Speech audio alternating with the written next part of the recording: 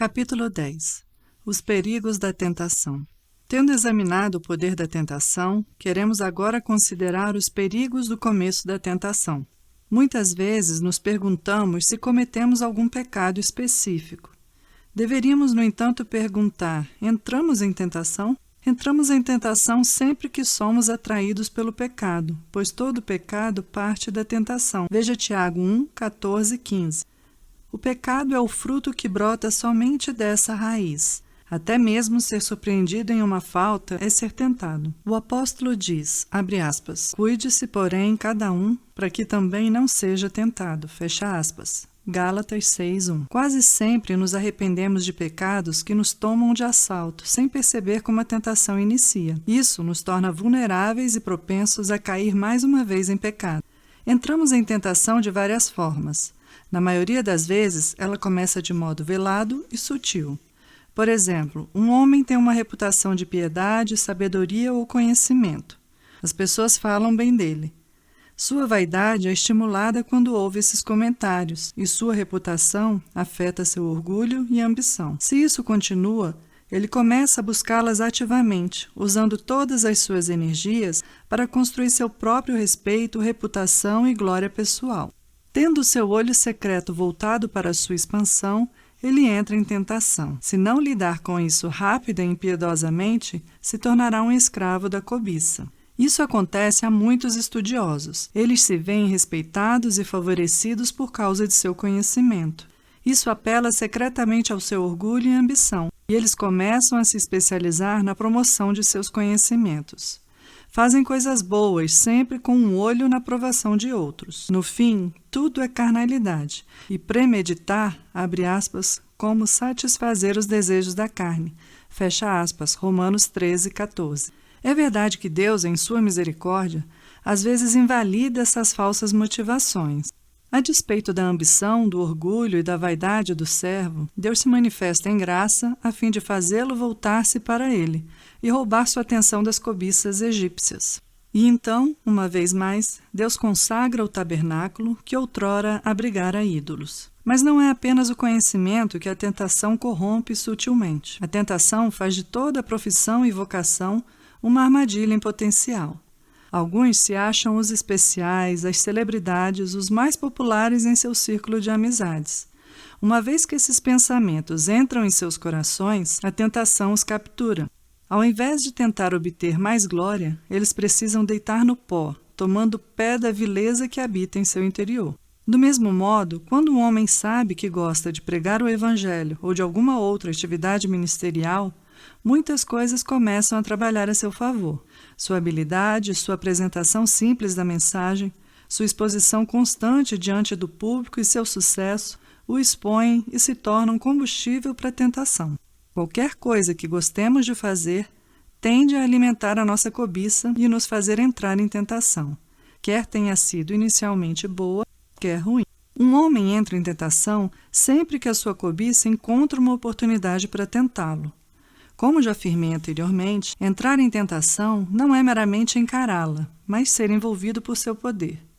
É quase impossível escapar da tentação se ela suprir de maneira apropriada a cobiça de alguém. Se embaixadores vierem da parte do rei da Babilônia, o orgulho de Ezequias o exporá à tentação.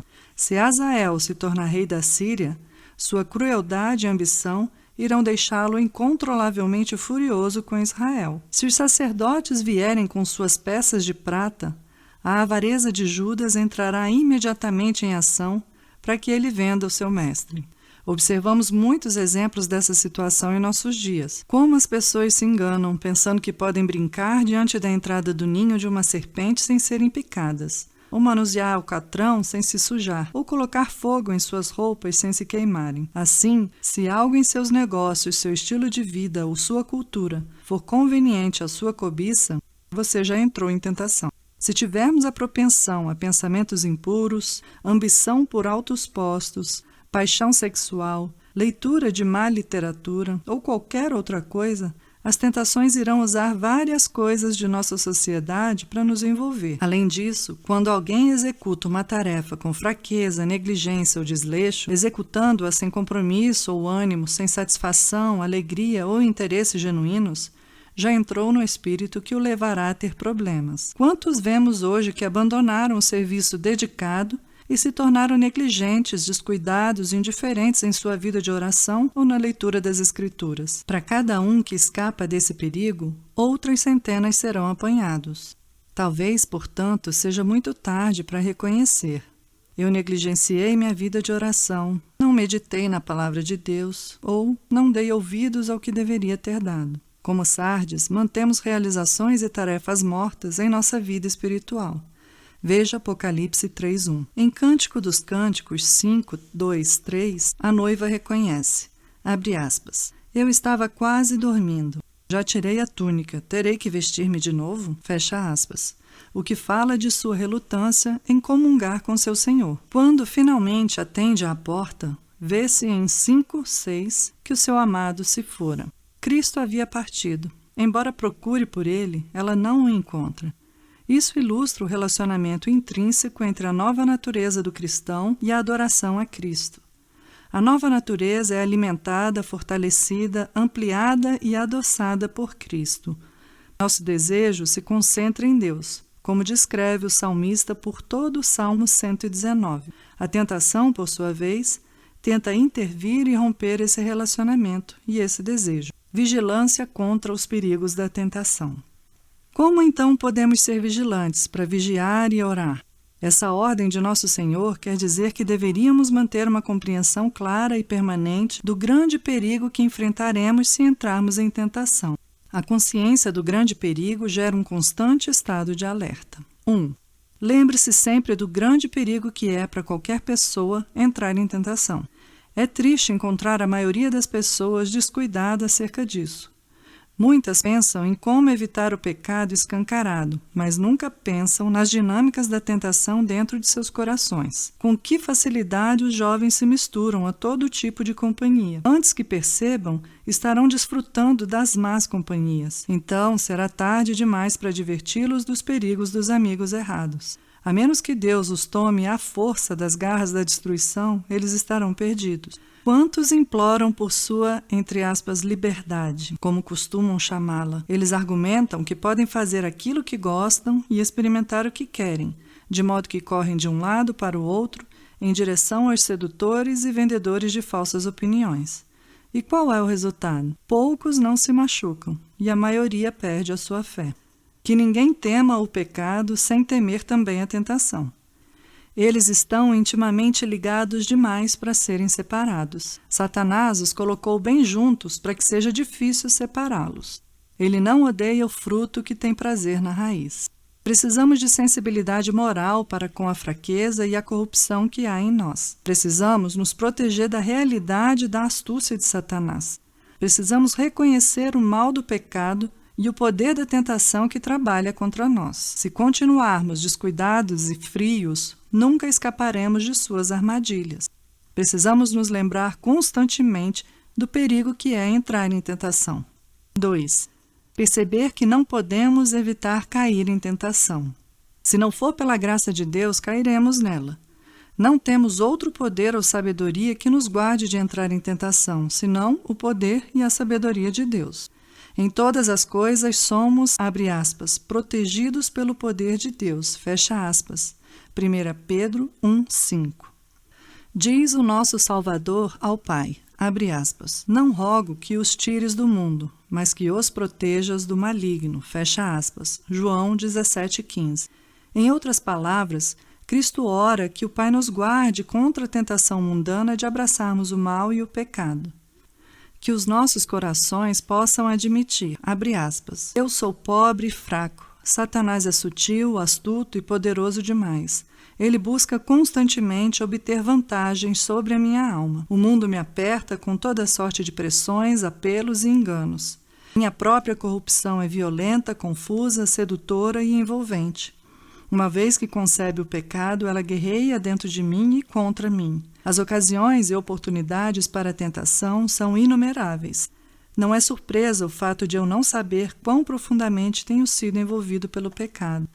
Portanto, somente a Deus confio a minha proteção. Recorrerei constantemente a Ele. Fecha aspas. Se nos comprometermos desse modo com Deus, 3 coisas acontecerão. Primeiro, experimentaremos a realidade da graça e da compaixão de Deus. Ele chama os órfãos e desamparados para descansar nele. Nenhuma alma jamais careceu do suprimento de Deus depois de atender ao seu convite de depender dele por completo. Segundo, estaremos conscientes do nosso perigo e de nossa necessidade da proteção de Deus. Terceiro, agiremos pela fé nas promessas de Deus de nos guardar. Crer que Ele nos preservará é, na verdade, um meio de preservação. Deus, por certo, nos preservará e providenciará um modo de nos livrar da tentação se cairmos nela. Devemos orar por aquilo que Deus já prometeu. Nossos pedidos devem ser orientados por suas promessas e mandamentos. A fé abraça a promessa e então encontra consolo. É o que nos ensina Tiago 1, 5-7. Aquilo de que necessitamos devemos pedir a Deus, mas devemos pedir com fé, pois caso contrário não receberemos coisa alguma do Senhor. Deus prometeu nos guardar em todos os nossos caminhos. Seremos guiados de modo a não nos desviarmos, como vemos em Isaías 35:8. Ele nos conduzirá, guiará e libertará do maligno. Baseie sua vida na fé dessas promessas e espere uma vida boa e segura. Não temos ideia das bênçãos que seguirão essa atitude de confiança nas promessas de Cristo. 3. Resistir à tentação por meio de orações mais importantes. Orar para não entrarmos em tentação é um meio de nos preservarmos dela. As pessoas frequentemente conversam sobre suas maravilhosas experiências em manter uma atitude de oração, embora menos da metade de sua excelência, poder e eficácia seja conhecida. Quem quer que deseje evitar a tentação deve orar. Abre aspas. Aproximemo-nos do trono da graça com toda a confiança, a fim de recebermos misericórdia e encontrarmos graça que nos ajude no momento da necessidade. Fecha aspas. Hebreus 4:16. Ao fazer isso, nossas almas estarão protegidas contra toda forma de tentação. Depois de nos instruir a vestir toda a armadura de Deus, para podermos ficar firmes e resistir na hora da provação, Paulo acrescenta, abre aspas, orem no Espírito em todas as ocasiões, com toda a oração e súplica. Estejam atentos e perseverem. Fecha aspas. Efésios 6, 11, 18. Sem essa atitude, iremos sentir falta de uma ajuda verdadeira. Considere a exortação de Paulo. Orar em todas as ocasiões significa em todo tempo e situação. Compare com 1 Tessalonicenses 5,17. Com toda oração e súplica no Espírito, implica expressar desejos a Deus que sejam apropriados às nossas necessidades e estejam em harmonia com a sua vontade, com a ajuda do Espírito Santo.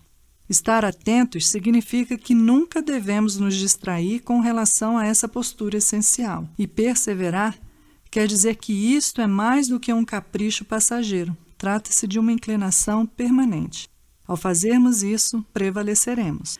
Se não perseverarmos na oração, perseveraremos na tentação. Que isso possa ser um aspecto de nossa intercessão diária. Abre aspas. Deus, preserva minha alma e guarda meu coração para que eu não seja envolvido. Fecha aspas. Quando isso é verdade em nossas vidas, uma tentação passageira não nos vencerá. Permaneceremos livres enquanto outros continuarão em cativeiro.